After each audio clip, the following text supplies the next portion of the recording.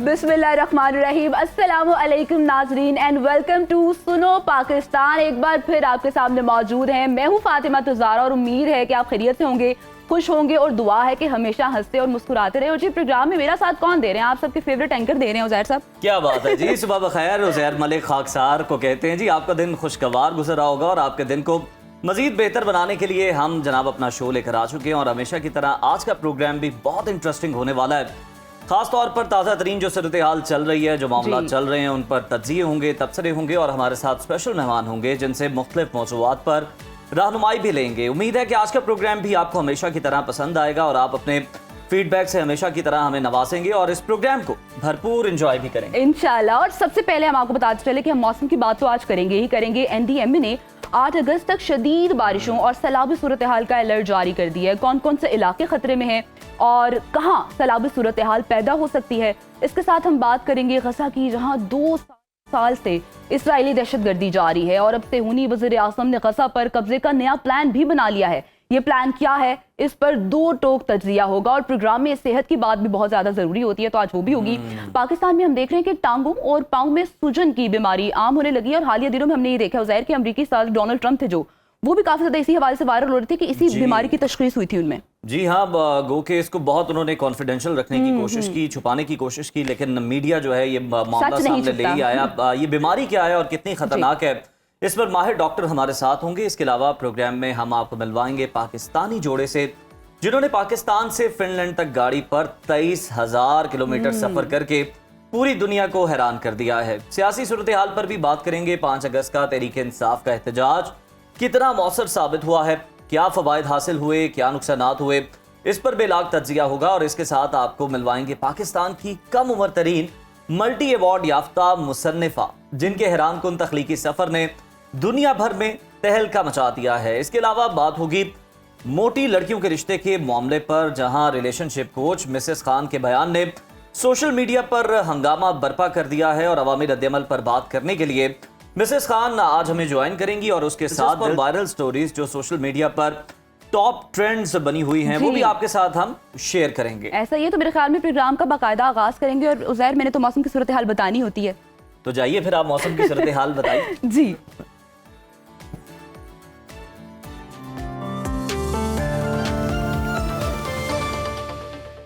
तो मुल्क के बेशतर इलाकों में मौसम कैसा है ये जान लेते हैं। बलाई पंजाब, इस्लामाबाद, खैबर पख्तूनख्वा और कश्मीर में तेज हवाओं और गरज चमक के साथ बारिश का इम्कान जाहिर किया गया है, जबकि एनडीएमए ने मुल्क के बालाई और वस्ती इलाकों में 8 अगस्त तक शदीद बारिशों के बायस मुमकिना सैलाबी सूरत हाल का अलर्ट भी जारी कर दिया है। मुख्तलिफ शहरों में मौसम की सूरत हाल क्या है आइए जानते हैं। सबसे पहले गिलगित बल्तिस्तान का रुख करेंगे जो कि कोहसारों की सरजमीन भी कहलाती है, जहां पर बेशतर इलाकों में मौसम खुश्क रहेगा। गिलगित की अगर हम लोग बात करें तो यहाँ पर ज्यादा से ज्यादा दर्जा हरारत 28 और कम से कम 16 डिग्री रहने का इम्कान है। सकरदुक का रुख करेंगे। सकरदुक में अगर पारी की बात की जाए तो ज्यादा से ज्यादा टेम्परेचर 20 और कम से कम 12 डिग्री रहने की तवक्को है। महकमा मौसमियात के मुताबिक आइंदा 24 घंटों के दौरान चंद मकामात पर मतला जुज़वी तौर पर अबर आलूद रहने का भी इम्कान जाहिर किया गया है। आज़ाद कश्मीर का रुख करेंगे। जन्नत नज़ीर वादी भी कहा जाता है इसे, जहां पर वादी के अक्सर इलाकों में मतला जुज़वी अबर आलूद रहेगा। दारुल हुकूमत मुजफ्फराबाद की अगर हम लोग बात करें तो यहाँ पर ज्यादा से ज्यादा दर्जा हरारत 32 और कम से कम 21 डिग्री रहने का इम्कान जाहिर किया गया है। श्रीनगर का रुख करेंगे। यहाँ पर ज्यादा से ज्यादा पारा 32 और कम से कम 17 डिग्री रहने की तवक्को है।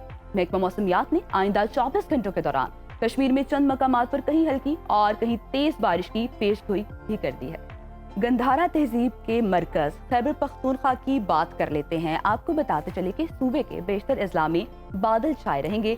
पेशावर की अगर हम लोग बात करें तो यहाँ पर ज्यादा से ज्यादा दर्जा हरारत 35 और कम से कम 26 डिग्री रहने का इम्कान जाहिर किया गया है। सवात का भी रुख करेंगे, जहाँ पर दर्जा हरारत ज्यादा से ज्यादा 29 और कम से कम 14 डिग्री रहने की तवक्को जाहिर की गई है। महकमा मौसमियात के मुताबिक आइंदा 24 घंटों के दौरान सूबे के ज्यादातर अजला में गरज चमक के साथ बारिश का भी इम्कान जाहिर किया गया है। और अब नजर डाल लेते हैं पंजाब के मौसम पर, जहां पर सूबे के बालाई और वस्ती इलाकों में बादलों की लपेट में रहने की तवक्को जाहिर की गई है, जबकि दीगर अजला में मौसम गर्म और मरतूब रहने का इम्कान जाहिर किया गया है। लाहौर का रुख कर लेते हैं। सबसे पहले तो आपको बताते चलें कि यहाँ पर ज़्यादा से ज़्यादा दर्जा हरारत 35 और कम से कम 27 डिग्री रहने का इम्कान जाहिर किया गया है। इस्लामाबाद का रुख करेंगे। इस्लामाबाद में टेम्परेचर के हवाले से आपको बताएं तो ज़्यादा से ज़्यादा पारा 32 और कम से कम 24 डिग्री रहने की तवक्को जाहिर की गई है। मुल्तान का भी रुख कर लेते हैं। मुल्तान में ज़्यादा से ज़्यादा टेम्परेचर 38 और कम से कम 29 डिग्री रहेगा, जबकि महकमा मौसमियात ने आइंदा 24 घंटों के दौरान खित्ता पोठोहार और शिमाल मशरकी पंजाब में बारिश का इम्कान भी जाहिर किया है।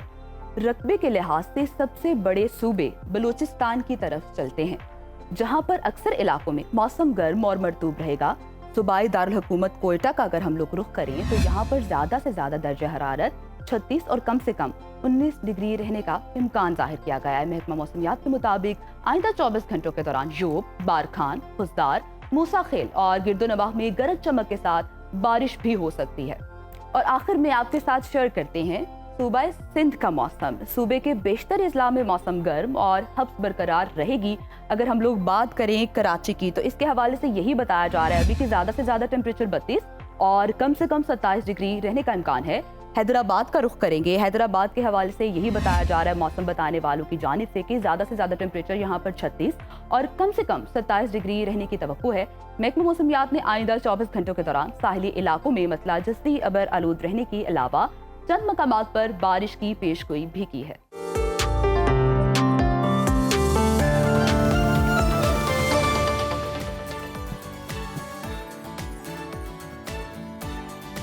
प्रोग्राम के सिलसिले को अब आगे बढ़ाते हैं और बात करेंगे गजा की ताज़ा तरीन सूरत हाल पर। तो गजा में इसराइली दहशतगर्दी को तकरीबन 2 साल होने वाले हैं। 22 माह में सेहूनी फोर्सेस की जारहियत से तकरीबन 61,000 फलस्तीनी शहीद और 1,49,000 जख्मी हो चुके हैं।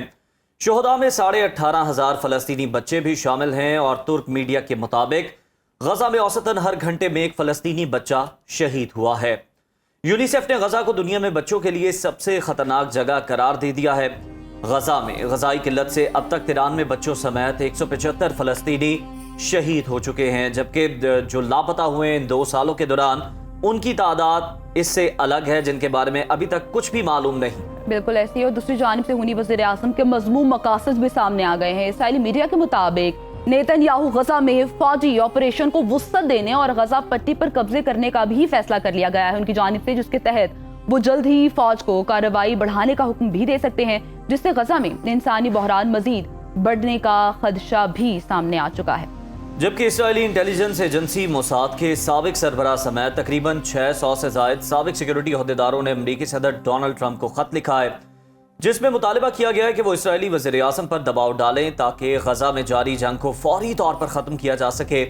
बरतानवी यूनिवर्सिटी के इसराइली प्रोफेसर ने भी सेहूनी फौज के मसालिम पर आवाज़ उठाते हुए गजा में इसराइली इमदादी मराकज़ को वेब सीरीज स्क्विड गेम से तशबीह दे डाली। इस तमाम तर सूरत हाल पर बात करने के लिए आज हमारे साथ मौजूद हैं मशरिक़ वुस्ता के माहिर मंसूर जाफर साहब। मंसूर साहब, बहुत शुक्रिया आपके वक्त के लिए। क्या कहेंगे, सेहूनी वज़ीर आज़म के मज़मूम मकासद अब खुलकर सामने आ रहे हैं और पूरी गजा पट्टी पर हम देख रहे हैं कि कब्जा करने का फैसला भी कर लिया गया है। इसराइली वज़ीर आज़म इससे क्या मकासद हासिल करना चाहते हैं, आप थोड़ी इस पर रोशनी डालिए। जी बहुत शुक्रिया जी। जहाँ तक तो इसराइली वज़ीर आज़म के मकासद का ताल्लुक है तो मैं समझता हूँ रोज़ अव्वल से ही वो जिन मकासद को स्पेल आउट करते रहे हैं, चाहे वो अपने कैदियों की वापसी हो, हमास का खात्मा हो, इसी नौइयत के अपने इसराइली शहरियों के तहफ़्फ़ुज़ की बात हो, तो उसमें तो रोज़ अव्वल से ही नाकाम दिखाई दे रहे हैं। यही वजह है कि वो तकरीबन हर आए रोज़ जो है वो अपनी एक नई हिकमत अमली, एक नई स्ट्रेटजी जो है वो दुनिया के सामने लेके आते हैं, लेकिन उस पर अमल दरामद के हवाले से भी उन्हें जो ज़मीनी हक़ाइक़, ये ज़मीनी चैलेंजेस का सामना है, उसके बाद वो एक नया प्लान लेकर आते हैं। और मैं समझता हूँ ऐसे मौके पे ख़ास तौर पे खुद जो इसराइल के अंदर से जो आवाज़ें उठ रही हैं, चाहे उनके सियासी मुखालफिन की हैं या उनका इंटेलिजेंशिया है या उनके जो सिक्योरिटी ऑपरेटर्स के वो सिक्का बंद लोग के जो माजी में इसी सहयूनी रियासत के मकासद और इनकी जो दहशतगर्द पॉलिसियां हैं उनको परवान चढ़ाने में अपना अपना किरदार अदा करते हैं। अब तो वो खुद हाथ जोड़कर, हाथ बांध कर जो है वो डोनाल्ड ट्रंप के सामने खत लिख रहे हैं, दरखास्तें कर रहे हैं कि इस जंग को रुकवाया जाए। लेकिन मैं समझता हूँ कि जिस डोनाल्ड ट्रंप से ये सारी अपीलें की जा रही हैं, उनका जो ताज़ा तरीन बयान है वो उन तमाम लोगों के मुंह पर एक तमाचा है। वो ये कह रहे हैं कि जनाब इस पूरे मामले में हमने नेतन्याहू को एक फ्री हैंड दे रखा है और वही फैसला साज कुव्वत है और वही इस मामले में जो फैसला कर सकेंगे। लेकिन उनको इस वक्त अपने फैसलों के, अपने ऐलानात के अमल दरामद में इंतहाई मुश्किलात का सामना है। उनकी फौज के अपने जो सरबराह हैं वो खुद इस बात का इंदिया दे चुके हैं कि इस वक्त किसी किस्म का जो बड़ा ऑपरेशन जो गजा में वो मुमकिन नहीं है, क्योंकि फौज का जो मोराल है वो इंतहाई गिरा हुआ है। और इस वक्त खुद इसराइली फौज के अंदर खुदकुशियों की तादाद और उनके जो भगौड़े फौजी, बिल्कुल मंसूर साहब, जिस तरह के मजालिम ढाए जा रहे हैं, कोई भी जो है वो अहले दिल ये मनाजिर नहीं देख सकता जितने वो खौफनाक और कर्बनाक मनाजिर हैं, खासतौर पर जो इसराइली फौजी वहाँ पर मौजूद हैं, जिस तरह आपने भी बताया कि वो भी खुदकुशियां कर रहे हैं इस तरह की सूरत हाल को देखते हुए। सर, आखिर नेतन्याहू का कलेजा ठंडा क्यों नहीं हो रहा, उसके दिल को सुकून क्यों नहीं मिल रहा इतनी तबाही बर्बादी के बावजूद? और हम देख रहे हैं कि सर क्या ऐसे मकासद हैं जो हासिल किए बगैर नेतन्याहू ये बर्बरियत का सिलसिला नहीं रोकना चाहते? क्या करना चाहते हैं? मतलब वुसअत देना चाहते हैं बहुत ज्यादा इसराइल को, गजा के अंदर एले बनाना चाहते हैं वहां पर? दूसरा क्या चाहते क्या है? जहां तक तो जो गजा के मुस्तकबिल के हवाले से नेतन्याहू के प्लान हैं वो तो मैंने जैसे अर्ज किया कि उसमें रोज़े अव्वल से ही नाकाम दिखाई दे रहे हैं। लेकिन उनकी जो तबाही और बर्बादी और इस जंग को जो तूल देने की बुनियादी वजह समझ में आती है वो उनका अपना जो दाखिली इंतशार है, खासतौर पर उनका जो अपना सियासी मुस्तकबिल है वो इस वक्त बराह रास्त जुड़ा हुआ है इस जंग के साथ। क्योंकि आज अगर ये जंग बंद हो जाती है तो इसराइल की सुप्रीम कोर्ट, जिसमें उनके खिलाफ एक मुआखजे का मुकदमा, जिसमें वो एक करप्शन के बड़े ही राइप किस्म के स्कैंडल में जो है वो माखूज है, और यानी उनकी 2 पेशियों के बाद ही उन्हें एक सजा हो सकती है और उसके बाद वो सीधे ऐवान वजीर आजम से जेल की सलाखों के पीछे होंगे। वो अपने उस मुस्तकबिल को सिक्योर करने के लिए जो फ़लस्तीनियों के खून के साथ जो है वो खिलवाड़ कर रहे हैं, उनके साथ एक हर रोज एक नया जुल्म का पहाड़ उन पर तोड़ते हैं। तो ये अपना एक जो दाखिली महाज है, और दूसरा उन्हें ये ख्याल है, ये गुमान है कि शायद जो 2028 में कोई इलेक्शन का जो एक डोर डाला जाना है वो उसके हवाले से भी अपने आप को एक मजीद एक टर्म के लिए जो है वो क्वालिफाई करना चाहते हैं। और यही जो मामलात जिसमें वो कैदियों की वापसी तो यकीनन आपके इल्म में है कि माजी में जब भी हुई है वो मुज़ाकरात और सीज फायर के नतीजे में हुई है। वो इस तरह के मजालिम और इस तरह की जो लश्कर कशी है उसके नतीजे में उनके कैदी मरे तो जरूर हैं, जहन्नमज़ार तो वासिल तो जरूर हुए, लेकिन वो रिहा नहीं हो सके। उनके ताबूत जरूर गए लेकिन वो जिंदा वापस नहीं गए। ऐसे ही ये बातें सारी दुनिया के सामने हम देख रहे हैं कि 2 साल का अरसा बीत चुका है, इंतहाई जुल्म बर्बरियत जारी है फ़लस्तीन के ऊपर। लेकिन एक अच्छी चीज़ जो देखने में भी सामने आ रही है कि बरतानिया और फ्रांस ने फ़लस्तीन को अब आज़ाद रियासत के तौर पर तस्लीम करने का ऐलान कर दिया, और सितंबर तक उम्मीद भी की जा रही है कि उनकी जान से बाकायदा तौर पर इसे एक्सेप्ट भी कर लिया जाएगा। जबकि कनाडा की अगर हम लोग बात करें तो फ़लस्तीन को आज़ाद रियासत तस्लीम करने का मशरूत फैसला कनाडा की जानिब से भी ले लिया गया। तो फ़लस्तीनियों के हक में ये कितनी हौसला अफजा बात हो रही है, आप इसको कैसे देखते हैं और इसका इसराइल पर क्या इफेक्ट है? देखिए, जहाँ तक तो इसराइल फ़लस्तीनी रियासत को तस्लीम करने के ऐलानात की बात है, यकीनन ये सिंबॉलिकली इनके बड़ी इंपॉर्टेंस है, लेकिन ज़मीनी हक़ाइक़ इससे तब्दील इस लिहाज से नहीं हो सकते क्योंकि जिस फ़लस्तीनी रियासत के क़याम की या रिकग्निशन की बातें हो रही हैं, पहले तो उसका सरहदें, उसका हदूद दरबा मुतय्यन करना ज़रूरी है, जो इस वक्त तक इसराइल फ़लस्तीनियों को फरीक मानने से इनकारी है। ऐसे में कहाँ वो फ़लस्तीनी रियासत कायम होगी? ये ममालिक जो इस वक्त वावेला कर रहे हैं इसराइल फ़लस्तीनी रियासत को तस्लीम करने का, अगर इनके माजी पर आप नज़र दौड़ाएं तो आपको पता चलेगा कि यही बरतानिया है जिसने एक साजबाज के नतीजे में यहाँ पे यहूदी दुनिया भर से लाके आबाद किया और फ़लस्तीनियों को यहाँ से बेदखल किया, और यही फ्रांस है कि जिसने इस पूरे खित्ते की बंदर बांट करके इस पूरे खित्ते को जो है तितर बितर किया और वहाँ पे अपनी अपनी कॉलोनीज कायम की, और उसके बाद उन्हीं कॉलोनीज को मुख्तलिफ किंगडम्स और शेखडम और सल्तनत की शक्ल में जो है वो अरब हुक्मरानों के हवाले कर दिया, जो इस वक्त सिर्फ और सिर्फ करारदादे पास कर रहे हैं, जुब्बा दस्तार या इस वक्त दुआओं के अलावा और किसी काम में मसरूफ नहीं है। ये काम जो इस वक्त जमीन पे इसराइल कर रहा है, बुनियादी तौर पे इसको रोकने के लिए एक आहनी हाथ की जरूरत है। इस वक्त माजी में आपके सामने ये तारीख मौजूद है, जंग के जरिए ही रोका जा सकता है, और खास तौर पे अगर इस नौयत की जारे कुव्वत कि जो किसी किस्म की दुनिया के ज़ाब्ते, कायदे और बैनुल-अक़वामी फोरम जो है उनको तस्लीम करने से इनकार करती चली आ रही हो, तो उसे माजी में भी इसी नौयत की कार्रवाइयों रास्त इक़दाम के जरिए, लेकिन इस वक्त जो खित्ते के हमसाया ममालिक हैं वो तो बिल्कुल जिसे कहना चाहिए बेदस्तों पा करके छोड़ दिए गए हैं। उन्हें इसी नौयत के माजी में जो कैंप डेविड एकॉर्ड और इसराइल को तस्लीम करने और सफारतकारी के जो जाल बुनकर जो है उनके हाथ बिल्कुल इस तरह के जाल माजी में भी बुने गए और आज भी ये सिलसिला जारी है। मंसूर साहब इस पर भी कमेंट कर दीजिएगा। बड़े दर्दनाक जो हैं, बड़े दिलदोज मनाजिर देखने को मिलते हैं। गजा से जो तस्वीरें आ रही हैं, जो फुटेजेस आ रही हैं बच्चों की मेल न्यूट्रिशन के हवाले से, बल्कि खुराक ही मुयसर नहीं है वहाँ पर, और किस तरह से लोग जो हैं वो हड्डियों का ढांचा बन चुके हैं और इतना कहत है और किसी किस्म की जो इमदाद है वो पहुँचने नहीं दी जा रही। सर क्या वजह है कि अब आप समझते हैं कि इसराइल जो है बारूद के बाद अब खुराक को हथियार के तौर पर जो है वो इस्तेमाल कर रहा है, भूख को हथियार के तौर पर इस्तेमाल कर रहा है? उसमें कोई शक नहीं जी, ये एक मुनज़्ज़म कोशिश है इसराइल की तरफ से।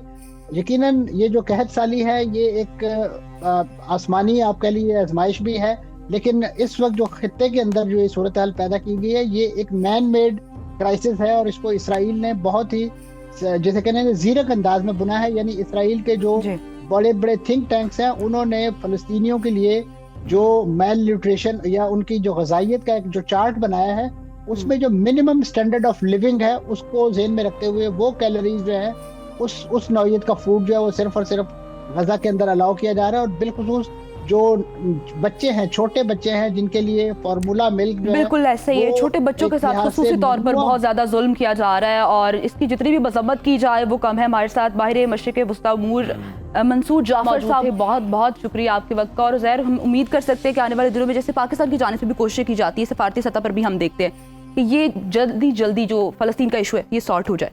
बिल्कुल जी, और जल्द अज जल्द होना चाहिए और इसमें जितने स्टेक होल्डर्स हैं उनको अपना किरदार अदा करने की जरूरत है, उसके बिना ये मुमकिन नहीं हो पाएगा। अभी वक्त हो गया प्रोग्राम में एक ब्रेक का, कहीं मत जाइए, देखते रहिए सुनो Pakistan. Welcome back once again जी। प्रोग्राम में आगे बढ़ेंगे। आज हम हेल्थ सेगमेंट में एक बहुत ही अहम इशू पर बात करने जा रही है, टांगों और पैरों में सूजन की बीमारी। इस बीमारी को हम लोग क्रॉनिक वेनस इंसफिशिएंसी भी कहते हैं और ये कहा जाता है कि ये बीमारी आम तौर पर उम्र रसीदा अफराद में पाई जाती है। अगर पाकिस्तान की बात की जाए तो यहाँ भी ये बीमारी आम देखने में आ रही है और आजकल अक्सर लोग टांगों और पैरों में दर्द और सूजन की शिकायत लेकर सामने आते हुए दिखाई देते हैं। हाल ही में अमेरिका के सदर डोनाल्ड ट्रंप भी इस बीमारी का शिकार हुए हैं और उनके पांव पर सूजन और हाथों पर नील पड़ने की तस्वीरें मंजर-ए-आम पर आई। सोशल मीडिया पर भी काफी बहस चल रही है कि डोनाल्ड ट्रंप को आखिर कौन सी बीमारी है। माहिरीन के मुताबिक 70 साल से ज्यादा उम्र के अफराद में ये बीमारी आम है। आखिर ये बीमारी क्या है और कितनी खतरनाक है, इस पर बात कर लेते हैं। हमें ज्वाइन किया है रेजिडेंट डॉक्टर फहद मेमन साहब ने। डॉक्टर साहब वेलकम टू सुनो पाकिस्तान। ये बताइएगा कि क्रॉनिक वेनस इनसफिशिएंसी कौन सी बीमारी है और कितनी खतरनाक है ये? अस्सलाम वालेकुम जी। देखें, इंसान की जो टांग है उसमें दो किस्म की शरियानें होती हैं। ठीक है। एक जो खून नीचे ले जाती हैं जिसको हम आर्टरी कहते हैं, दूसरी वेन्स होती हैं जो खून वापस ले जाती हैं। ओके। तो जब वेन्स अपना काम सही से नहीं कर पाती तो उनमें ब्लड रुका रहता है काफी देर तक, जिसकी वजह से टांगों में या पाँव में सूजन पाई जाती है। और मरीज यूजुअली हमारे पास ऐसी कंप्लेन के साथ आ रहे होते हैं कि टांग लटकाने पे या ज्यादा टाइम खड़े रहने पे टांग सूज जाती है, भारीपन महसूस होने लगता है। और बीमारी अगर हम देखें, अगर सही तरीके से इसको ट्रीट नहीं किया जाए तो आगे चल के जख्म होने के चांसेस वगैरह हो सकते हैं, जो कि क्वालिटी ऑफ लाइफ को तो काफी अफेक्ट। अच्छा डॉक्टर साहब, ये इशू तो आपने बता दिया है, मुझे बताइएगा कि जो इशू क्रिएट होता है उसकी बेसिक क्या वजूहात होती है? क्योंकि बहुत से लोग हमने ऐसे देखे जो अच्छे जूतों का इस्तेमाल नहीं करते। फीमेल में भी ये देखा जाता है कि अगर अच्छी हील्स नहीं वो पहन रही तो उनके पाँव स्वेल हो जाते हैं और फिर ये चीज़ काफ़ी कंटिन्यूस रहती है। तो वजूहात क्या है बेसिक इस इशू? देखें, इसके जो है ना मल्टीपल फैक्टर्स हैं। सबसे पहले जो मेन चीज आ रही होती है लंबे टाइम तक खड़े रहना, क्योंकि ये बीमारी तकरीबन उन लोगों में पाई जाती है जो ज्यादा टाइम तक खड़े रहते हैं। जैसे हमारे सिक्योरिटी गार्ड हो गए, बार्बर्स हो गए, या वो लोग जो इंडस्ट्रीज में पैकेजिंग वगैरह कर रहे होते हैं जो 8-8, 9-9, 10 घंटे की शिफ्ट में खड़े रहते हैं। ये बीमारी तक यूजुअली उन लोगों में पाई जाती है। इसके अलावा मोटापा, अच्छा। और इसके अलावा फैमिली हिस्ट्री किसी की अगर पॉजिटिव हो उसकी वजह से, या किसी को पहले डीवीटी हो चुकी हो, यानी कि उनके जो वेन्स हैं उसमें क्लॉट हो चुका हो, तो उसकी वजह से सूजन रहती है। बिल्कुल ठीक है फहद साहब, ये तो वो लोग हो गए जिनका आप बता रहे हैं कि खड़े रहने का ज्यादा काम है। जरा एक मुख्तलिफ केस जिसकी हम बात कर लेते हैं। हाल ही में अमरीकी सदर में भी इस किस्म की बीमारी जो है वो डायग्नोज हुई, बहुत सारी तस्वीरें आई, उस पर डिबेट भी हुई। ये बताइएगा उनको यही बीमारी है या फिर कोई मुख्तलिफ बीमारी है?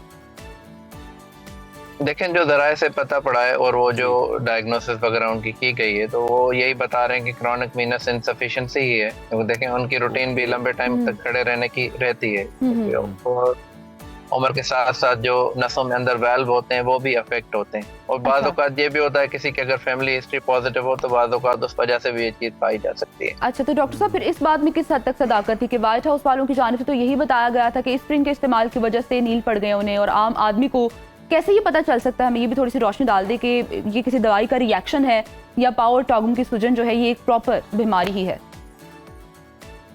देखें, अमूमन इस बीमारी में नील तो नहीं पड़ते। नील पड़ने का और कोई रीजन हो सकता है, पर अमूमन अगर पेशेंट्स हमारे पास आ रहे हैं जिनकी लंबे टाइम तक खड़े रहने की हिस्ट्री है या फैमिली हिस्ट्री पॉजिटिव है, वो हमारे पास आ रहे हैं कि उनकी टांगों की रगें सूजी हुई हैं और जैसे 4-5 घंटे खड़े रहते हैं या टांग लटका के बैठते हैं तो टांग सूज जाती है या टांगों पे नसों का आपकी बात को ही आगे लेकर बढ़ना चाहूंगी। प्लीज ये भी कहिएगा, जिन लोगों में इतना एक उनकी ड्यूटी है ऐसी कि उनको कुछ घंटे खड़ा रहना पड़ता है और उनकी जॉब का ही हिस्सा है, तो ऐसे लोगों को फिर सजेशन क्या है कि किस तरह से वो बच सकते हैं या कंट्रोल कर सकते हैं अपनी इस बीमारी को?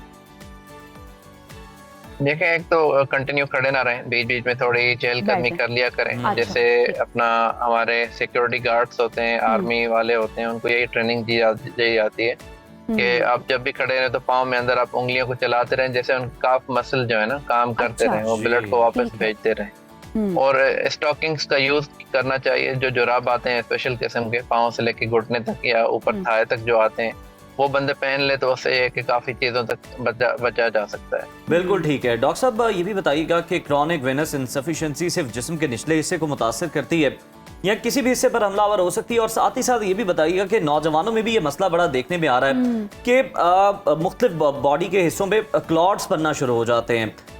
ये क्या है, इसके बारे में भी जरा बताइएगा हमें।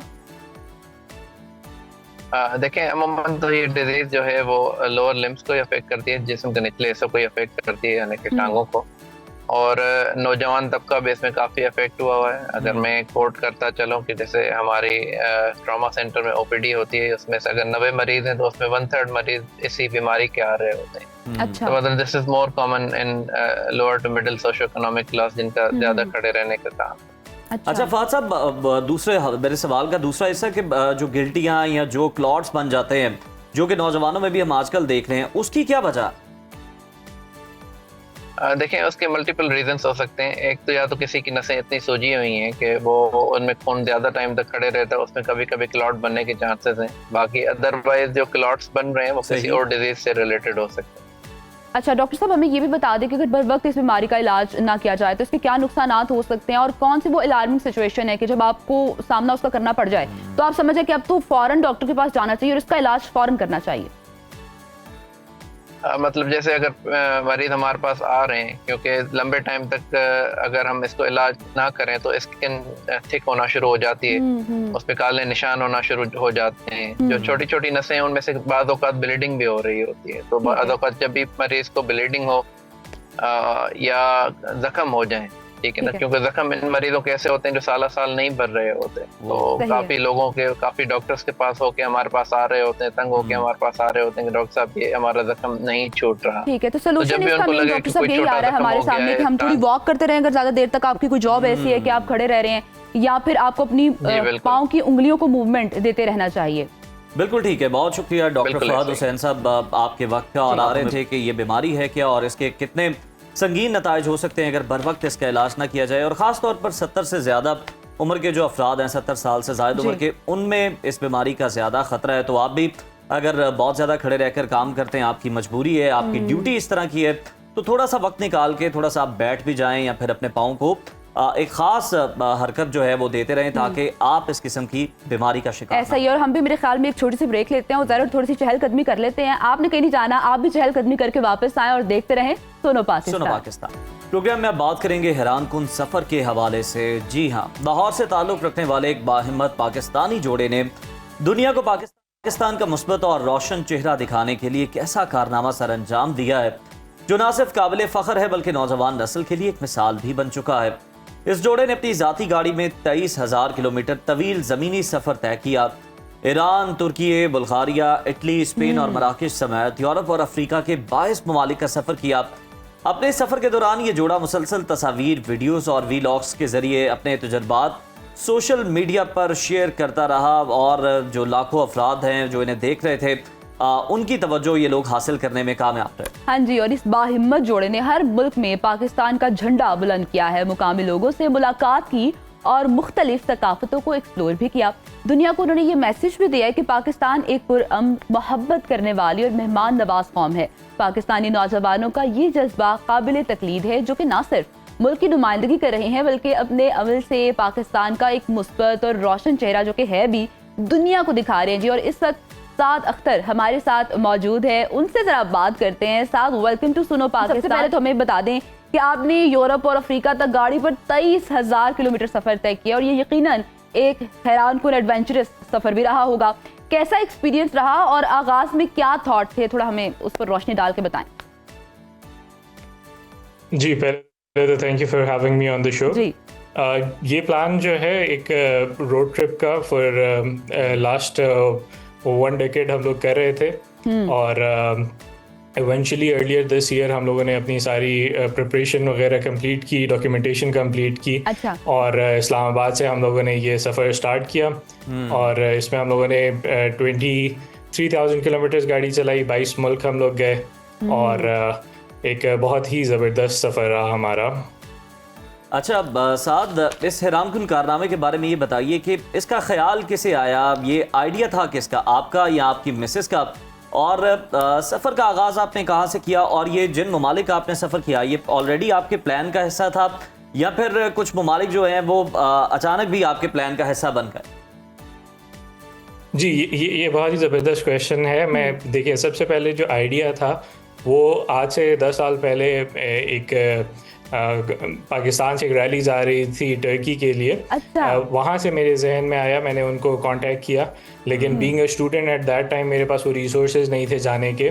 तो फास्ट फॉरवर्ड 10 साल बाद, इस साल जब हम लोगों का एक प्लान हुआ ट्रिप करने का, यूरोप जाने का, तो हम लोगों ने सोचा कि इंस्टेड ऑफ जहाज़ पे जाएं जैसे हमेशा हम कहीं ना कहीं जाते हैं जी, तो इस दफ़ा जो है वो गाड़ी पे किया जाए। अच्छा। तो हम लोगों ने सारी रूट प्लानिंग की, सारा मैप आउट किया और एक चीज़ जो हम लोगों ने बड़ी इंटरेस्टिंग हुई वो ये हुआ कि हमारे इनिशियली जो प्लान था वो ईरान जाने के बाद काफ़ी हद तक चेंज हो गया, क्योंकि ग्राउंड रियलिटी बड़ी डिफरेंट थी और जो हम लोगों ने प्लानिंग की थी वो बड़ी डिफरेंट थी। और जैसे आपने पूछा कि साथ हमें ये भी बताएं, क्योंकि नॉर्मली हम देखते हैं कि लड़कों को ना रोड ट्रिप्स का बहुत ज़्यादा बॉयज़ को शौक होता है और वो चले भी जाते हैं और ये भी होता है कि जी बारी बारी ड्राइव कर ली जाती है। तो ज़रा हमें ये भी बताएं कि भाभी का क्या साथ में आपके सफ़र में उन्होंने साथ दिया है, क्या वो भी ड्राइव कर रही थी या क्या सिचुएशन का सामना था, अकेले आप ही ड्राइव कर रहे थे और वो खा पी के एंजॉय कर रही थी बस? नहीं, बिल्कुल शी ड्राइव्स एज वेल और काफ़ी ज़्यादा उन्होंने स्पेशली वापसी के टाइम पे उन्होंने ईरान के अंदर और बलूचिस्तान के अंदर बहुत ज़्यादा ड्राइव की थी। अच्छा। उसके अलावा यूरोप में भी काफ़ी कंट्रीज़ में उन्होंने ड्राइव की। अच्छा, तो साथ ये भी जब वो ड्राइव कर रही थी तो मेरा ख्याल आप थोड़ा सा रेस्ट करने के लिए आप ड्राइविंग सीट छोड़ या और जाग जाते होंगे। मेरा ख्याल आप फिर जागते रहे होंगे जब भाभी ड्राइव कर रही होंगी तो। नहीं, बिल्कुल, देखिए एक आपका पार्टनर का होना साथ में बहुत ज़्यादा ज़रूरी है, क्योंकि बिल्कुल जिस वक्त ऐसे ही आप other side of the road drive कर रहे होते हैं तो उस वक्त जो है डायनामिक्स बहुत डिफरेंट हो जाते हैं। बिल्कुल ऐसे। खासतौर पे जब सिंगल लेन रोड है वहाँ पर आपने अगली गाड़ी को क्रॉस करना है, जी, जी। तो अनलेस कोई आपके साथ में नहीं बैठा हुआ है, आप दूसरी साइड पे इनकमिंग ट्रैफिक को देखना बहुत मुश्किल होता है। और बिल्कुल साथ में नेविगेशन जो है वो मैप भी जो है वो भी देखना जो है वो साथ वाले की जिम्मेदारी हो जाती है। बिल्कुल नहीं, मैप आपकी गाड़ी में स्क्रीन होती है, उस पर आप आराम से देख सकते हैं, लेकिन जो इनकमिंग ट्रैफिक है उसमें बहुत ज़्यादा हेल्प होती है साथ वाले आपके जो पार्टनर है उनकी। ठीक है। अच्छा, साथ हमें ये भी बताएं कि वीज़ा बहुत ज़्यादा ज़रूरी होता है एक कंट्री से दूसरी कंट्री ट्रैवल करने के लिए, तो आपका तो ये रोड ट्रिप था तो उसमें कैसे आपने मैनेज किया? अच्छा, इसमें आपको जो है टोटल 3 वीज़ा की ज़रूरत है। एक आपका यूरोप का शेंगन वीज़ा होगा जिससे आपको यूरोप की 29 कंट्रीज का एक्सेस मिल जाएगा। अच्छा। उसकी बेसिस पे आपको टर्की का ई वीज़ा मिल जाएगा और उससे पहले जाने से पहले आपको जो है ईरान का एक डबल एंट्री वीज़ा लेना होता है। जबरदस्त। तो इतनी कंट्रीज आपने ट्रैवल की हैं, सबसे खूबसूरत मुल्क कौन सा आपको लगा है? लोग कहाँ के सबसे प्यारे लगे? देखिए खूबसूरत तो हर मुल्क ही था। अच्छा। अल्लाह ने जिस तरीके से बनाया है, हर मुल्क को एक डिफरेंट जो है लैंडस्केप दिया है। हम लोगों ने थ्रू आउट पूरे 22 मुल्क बहुत ज़्यादा एंजॉय किया। हॉस्पिटैलिटी हम लोगों को ईरान की सबसे ज़्यादा पसंद आई। ठीक है। अच्छा, और जबरदस्त। जिस तरीके से ईरान वालों ने हमें वेलकम किया, हम लोग बिल्कुल भी नहीं सोच रहे थे। बहुत सारे जगहों पर उन्होंने हमसे चीज़ों के पैसे नहीं लिए। अच्छा। टर्की के अंदर हमें बहुत अच्छे से वेलकम किया गया और ओवरऑल हमारा जो एक्सपीरियंस रहा, खासतौर पे लोगों से मिलने का, वो बहुत ही खुशगवार था। अच्छा साद, बिल्कुल आप ठीक कह रहे हैं कि बड़ा अच्छा खूबसूरत लैंडस्केप अल्लाह ताला ने ये तख्लीक की है दुनिया, और बड़े खूबसूरत है ये ममालिक जिनका आपने दौरा किया। लेकिन कुछ चीज़ें इंसान भी बना रहा होता है ना, जैसे मुख्तलिफ किस्म के खाने बना रहा होता है, रेसिपीज़ बना रहा होता है। तो ये बताइए किस मुल्क का खाना आपको बहुत अच्छा लगा और किस मुल्क की सकाफत ने आपको बड़ा हैरान किया? क्या उसके नुमाया पहलू थे और ख़ास तौर पर आपको किस चीज़ ने सबसे ज़्यादा मुतासिर किया? कोई ऐसा वाक़या जो आप शेयर करना चाहें? जी बिल्कुल। देखिए खाने तो क्योंकि यूरोप के अंदर थोड़ा सा हलाल फूड ढूंढना मुश्किल हो जाता है, तो हम लोगों की कोशिश यही थी कि टर्किश या इरानियन फूड जहाँ पर मिले या मिडिल ईस्टर्न फूड मिले वो हम लोग ट्राई करें। तो टर्किश फूड का मुझे वैसे भी शौक है, तो हमने कोशिश ज़्यादा से ज़्यादा ये की कि हमें जहाँ पे टर्किश फूड मिल जाए, so that is a safe option, उससे आप एंजॉय कर हम लोगों ने ट्राई। अच्छा साथ हमें ये भी बताइए, तो जबरदस्त आपकी ट्रैवल हमने जर्नी सुनी भी है, आपके वीलॉग्स के थ्रू लोगों ने भी देखी है काफी हद तक। फ्यूचर की क्या प्लानिंग्स हैं कि और कहाँ कहाँ जाना है, किस जगह को एक्सप्लोर करना है, और पाकिस्तान कितना खूबसूरत है ये जाकर वहाँ बताना है? बिल्कुल, इंशाल्लाह अभी हम लोगों ने पूरे यूरोप का ट्रिप किया है। नेक्स्ट प्लान इंशाल्लाह बाल्कन्स में जाएंगे। उसके अलावा और आगे तक देखेंगे कि कहाँ तक इस रोड ट्रिप को एक्सटेंड किया जा सकता है। बिल्कुल ठीक है, बहुत शुक्रिया साद, और बिल्कुल आपने बड़ा ज़बरदस्त काम किया, अपने शौक किया है आपने, और भाभी को भी आप साथ लेकर गए हैं, और लोग जो हैं सोशल मीडिया पर बड़ा खास तौर पर अप्रिशिएट कर रहे हैं, आपकी वीडियोस को बड़ा पसंद कर रहे हैं कि किस तरह आप दूसरे ममालिक में जाते हैं। लोग ये बड़ा देखना चाहते हैं। आप ट्रैवल व्लॉग्स अगर देखें तो लोग खास तौर पर ये दिलचस्पी ले रहे होते हैं कि जनाब हमने अगर इस कंट्री को विजिट करना है तो इसकी अच्छी बात है। क्या किया आप देखिए, इससे भी अच्छी चीज उन्होंने की कि वो भाभी को साथ लेके गए, क्योंकि नॉर्मली क्या होता है कि जो बेगमात होती है जाहिर वो भी कहती है कि हस्बैंड घर हूँ, है ना, तो वो साथ ही ले गए, और ये भी इशू उनको फेस करना पड़ा। लोग जो है हम जैसे लोगों को भी इनके व्लॉग्स के जरिए पता चल गया कि आप किस मुल्क का खाना अच्छा है, किस मुल्क की सकाफत अच्छी है, और क्या क्या चीजें हो सकती हैं वहाँ पे। तो जनाब इसके साथ ही प्रोग्राम में आगे बढ़ते हैं ब्रेक का, लेकिन आपने कहीं नहीं जाना, स्टे विद अस। ब्रेक नहीं लेनी, हमने एक खास खबर भी देनी है उज़ैर, वो देने के बाद ही हम ब्रेक लेंगे, क्योंकि बहुत ही खास है। और आपको बताते चलते हैं कि एक ऐसी अदाकारा हैं जो कि ना सिर्फ अपनी खूबसूरती बल्कि अपने बेसाख्ता अदाकारी के लिए सरहद के दोनों पार जाने जाती हैं। हम बात कर रहे हैं तमन्ना भाटिया की, लेकिन इस बार खबरों में आने की वजह उनकी कोई फिल्म नहीं है, बल्कि वो पुरानी अफवाहें हैं जो एक बार फिर सर उठा रही थी। तो तमन्ना ने आखिरकार उन पर खामोशी तोड़ दी है और उन्होंने अपना एक रिस्पॉन्स जो है ना वो लोगों के सामने जाहिर कर दिया। तो आप वो याद करें ना, जब लोग कह रहे थे कि विराट कोहली तमन्ना भाटिया का कुछ चल रहा है, हमें लगता है कुछ चल रहा है, पता नहीं है, हमें ऑथेंटिक इन्फॉर्मेशन नहीं है, बस चल रहा है। लेकिन अब खुद तमन्ना ने कहा है कि वो सिर्फ एक इश्तिहार की शूटिंग थी और कुछ नहीं था। क्योंकि आपने देखा है क्रिकेटर्स जो है वो बहुत ज्यादा इश्तिहारात कर रहे होते हैं, बहुत सारे एडवर्टाइजमेंट में नजर आते हैं, और तमन्ना और जितने भी शोबिस के लोग हैं उनका तो काम ही है। साथ ही हमारे पाकिस्तान के अब्दुल रज़ाक साहब का भी जनाब नाम आया यहाँ पर, तो उनके कुछ थे ही लोकल मामलात, लेकिन वहां पर भी उनका नाम आ गया। और बताया जाता है कि 2020 की एक तस्वीर है जिसने सबको परेशानी में मुब्तला कर दिया, और सोशल मीडिया पर हर तरफ शोर था, और अब्दुल रज़ाक ने खुफिया शादी कर ली। मतलब हद ही हो गई। कुछ भी कहते हैं, और सितारों की जिंदगी में अफवाहें तो चलती रहती है मेरे ख्याल में, लेकिन वही बात है ना कि ये जैसे कोई हाल चाल भी पूछता है ना कि जी क्या चल रहा है, तो वो सब कहते हैं सब ठीक चल रहा है, ये भी वैसे चला देते हैं बस। लेकिन तमन्ना ने, आपने देखा होगा ज़ाहिर कितने अच्छे अंदाज से वकार के साथ उसका जवाब दिया, और रज़ाक की भी बात जब अब्दुल रज़ाक की बड़े अच्छे तरीके से जवाब दिया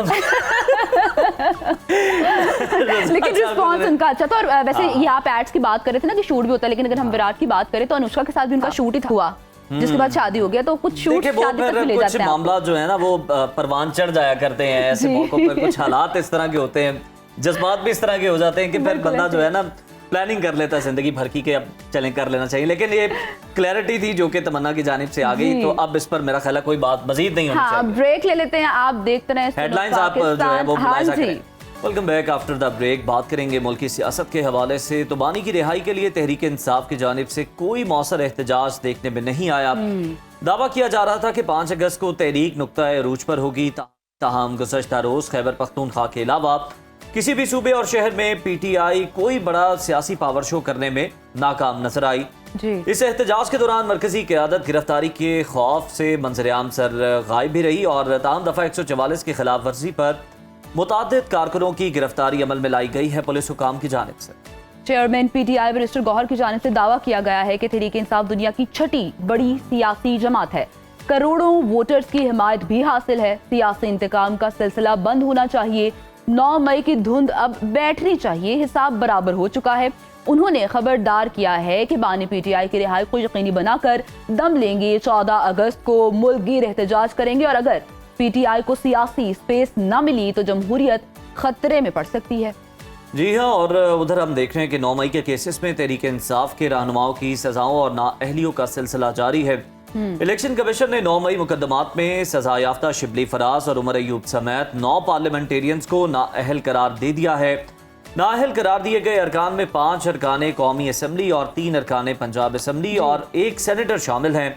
कौमी असम्बली से मुसलसल गैर हाजिरी पर पीटीआई के शेख वकास अकरम की नशिस्त भी अब खतरे में पड़ चुकी है और पीटीआई ये खदशा जाहिर कर रही है कि नवासी पार्लियामेंटेरियंस नाअहली और सजा के खतरे से दो चार हो सकते हैं।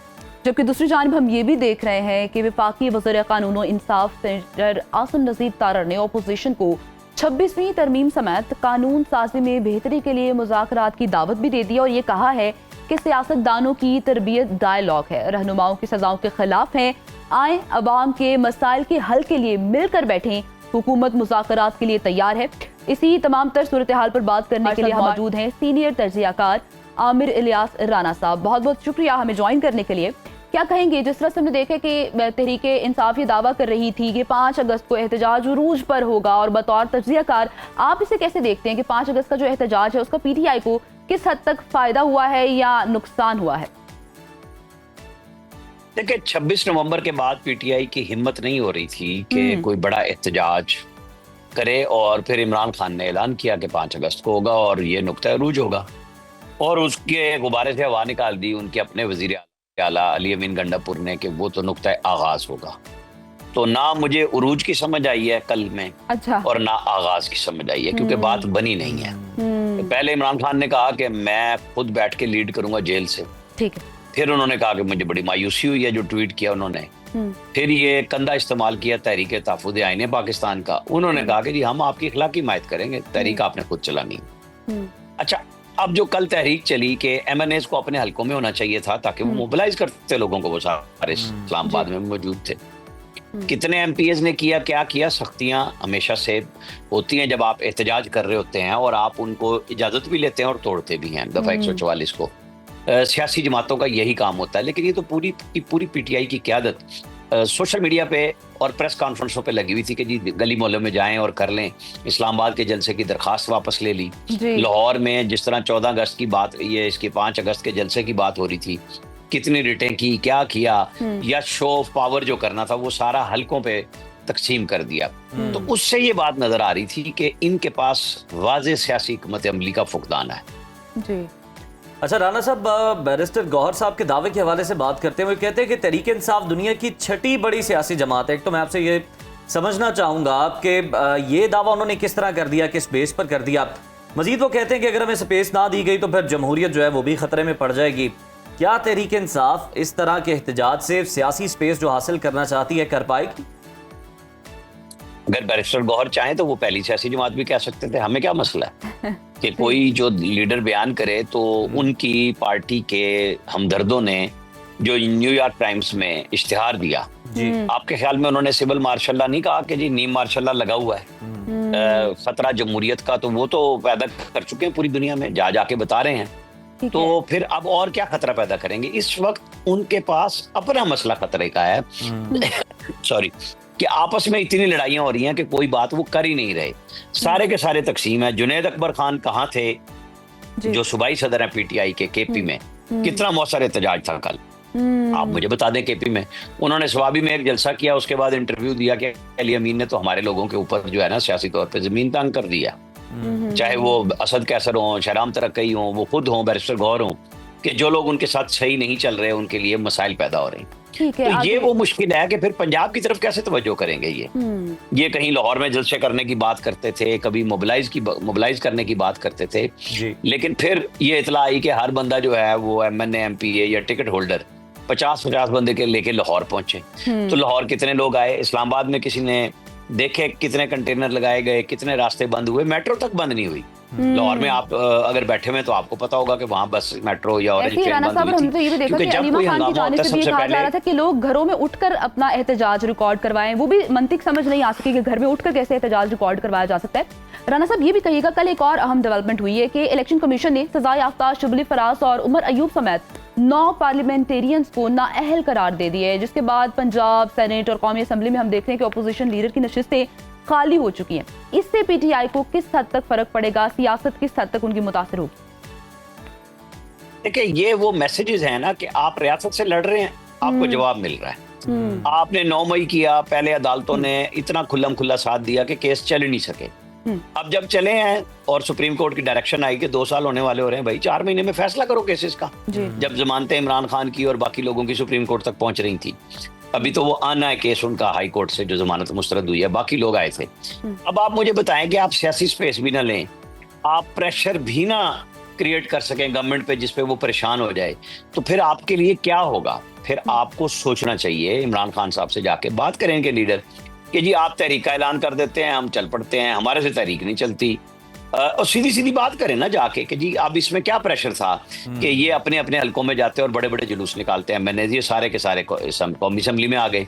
कुछ लोगों ने तो इनको मजाक करते हुए फप्ती कसी कि अंदर बैठ के महफूज हो रहे थे कि बाहर निकलेंगे तो पुलिस पकड़ ले। तो ये नहीं हुआ करता तहरीकों में, फिर आप लोगों को आगे आना पड़ता है। जब आप एक कर चुके 26 नवंबर में डी चौक में आके आपने सैकड़ों लाशों का सफर 12 पे आके खत्म किया और उसके भी पूरी आप तफ्तीश नहीं करा सके, चीजों के पीछे नहीं जा सक रहे, आपके वर्कर जेलों में हैं, उनमें से कुछ लोगों को 6 महीने की सजा हो गई, तो वर्कर का तो मोराल खत्म हो गया ना कि जी पीछे तो कोई आता नहीं। जमानतें करा ली, उसके बाद केसेस भी खुद लड़ने हैं वर्करों ने। और ये जो 9 मई में फैसलाबाद में 108 लोग अगर सजा हुई है, जिसमें 18-19 लीडर हैं और बाकी सारे वर्कर हैं, उनका क्या है, किसी ने नाम दिया? लीडर्स तो अपने वकील भी कर लेंगे, शायद जमानतों का बंदोबस्त भी हो, तो असल इशू बनता है वर्कर्स का। क्या PTI ने जो ये टॉप वोकला उन्होंने सियासत में फ्रंट पे खड़े कर दिए और सियासतदान बैक साइड पे कर दिए हैं, उनकी कोई टीम बनाई है लीगल रेमेडी के लिए कि ये सब केसेस को एक एक केस को अब परसू किया जाएगा? मैंने नहीं देखा कि वर्कर्स के लिए कुछ बनाओ, तो फिर तहरीक ऐसे में नहीं उठा। बिल्कुल आप सही कह रहे हैं कि उन बेचारे कारकुनों के बारे में भी सोचना चाहिए, उन वर्कर्स के बारे में भी सोचना चाहिए जो ये केसेस अफोर्ड ही नहीं कर सकते। राना साहब, वफाकी वजीर आजम नज़ीर तारड़ साहब ने अपोजिशन को 26वीं तरमीम समेत कानून साजी में बेहतरी के लिए मुज़ाकरात की दावत दे डाली है। हुकूमत 26वीं तरमीम में मजीद क्या बेहतरी लाना चाहती है? देखिए 26वीं में जो भी बेहतरी आएगी वो 27वीं कहलाएगी, या नई चीजें आएंगी वो सब 27, 28, 29 कहला देंगी। इशू ये है कि गवर्नमेंट ने तो कभी मुज़ाकरात से इनकार नहीं किया।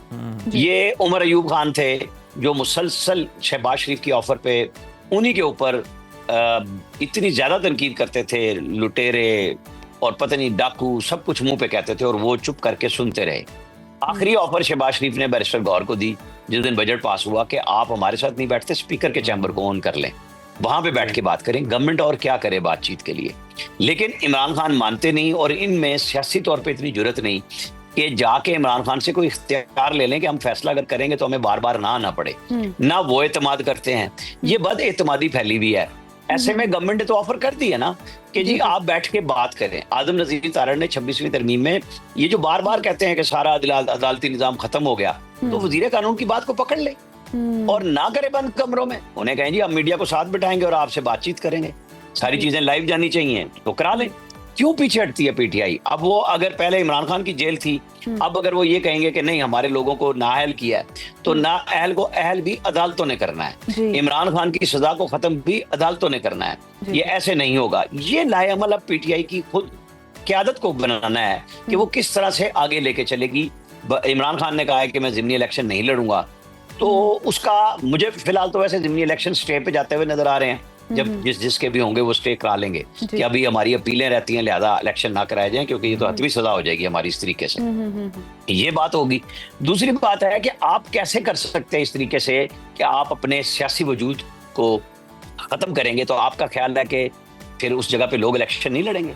वजूद को खत्म करने की आप बात करें राना साहब, आगे की बात को लेकर आगे चलना चाहूंगी। गुज़श्ता रोज का जो एहतजाज रिकॉर्ड करवाया गया पीटीआई की जानिब से, उसमें ना माइनस इमरान खान वाला भी एक सीन बहुत ज्यादा सर उठाना शुरू हो गया। हम जब मोरूसी सियासत की बात करते हैं, इमरान खान की जानिब से ये भी बयान आया कि उनके बेटे इसमें हिस्सा नहीं लेंगे, लेकिन क्या आपको इमरान खान के बाद पीटीआई का कोई भी फ्यूचर नजर आ रहा है? देखिए, इस वक्त पीटीआई इमरान खान है जी, और इमरान खान की नाम ही पीटीआई है। तो ये जो सियासी जमातें होती हैं, अगर उनका स्ट्रक्चर बन जाए तो सब कुछ बेहतर होता है। कोई ऐसा नहीं होता, लेकिन पाकिस्तान की, इस खित्ते की, बड़े सगीर की सियासत है वो विरासत की है।